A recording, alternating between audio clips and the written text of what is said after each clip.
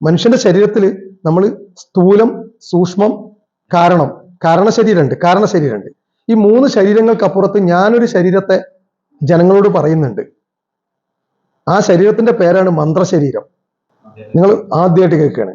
അപ്പൊ ഞാൻ പറയുന്ന ഒരു ശരീരത്തിന്റെ പേരാണ് മന്ത്രശരീരം. അപ്പൊ സ്ഥൂലം നിങ്ങൾക്ക് കാണാൻ പറ്റുന്ന നിങ്ങളുടെ ബോഡി, സ്ഥൂല ശരീരം, സൂക്ഷ്മ ശരീരം, കാരണശരീരം, മന്ത്രശരീരം എന്ന് വെച്ചാൽ ശിവശക്തി ദീക്ഷ ലഭിച്ച വ്യക്തിക്ക് ശിവശക്തി ദീക്ഷ ലഭിക്കുകയും നിങ്ങൾക്കൊരു മന്ത്രം ഞാൻ ജപിച്ചു തരികയും ചെയ്യും.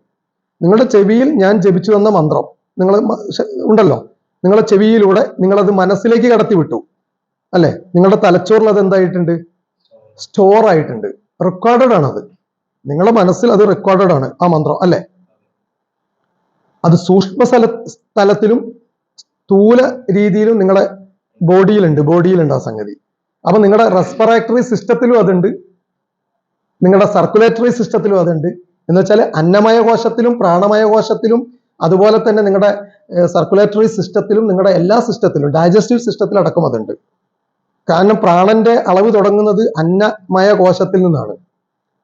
നിങ്ങളുടെ പ്രാണന്റെ അളവ് കൂട്ടിക്കൊണ്ടുവരുന്നത് അത് എവിടെ നിന്നാണ്? അന്നമയ കോശത്തിൽ നിന്നാണ്. ഓരോ അന്നത്തിലും എന്തുണ്ട്? പ്രാണൻ അടങ്ങിയിരിക്കുന്നുണ്ട്. അപ്പൊ അങ്ങനെ വരുന്ന സമയത്ത് നമുക്ക് വേണമെങ്കിൽ പറയാം, ഈ അന്നമയ കോശത്തിൽ നിന്ന് തുടങ്ങുന്ന ബോധമുണ്ട്. അന്നമയ കോശത്തിൽ നിന്നും മേലോട്ട് ഉയർന്ന് നമ്മുടെ ശരീരത്തിലേക്ക് മൊത്തം വ്യാപിച്ച് നമ്മുടെ ബോധമണ്ഡലത്തിലേക്ക് വന്ന് നിങ്ങൾ പറഞ്ഞ ഒരു അവസ്ഥയിലേക്ക് മനുഷ്യന്റെ മനസ്സ് മാറും. അപ്പൊ മന്ത്രശരീരം മസ്റ്റാണ്. ഒരു മനുഷ്യന് മന്ത്രശരീരവും വേണം.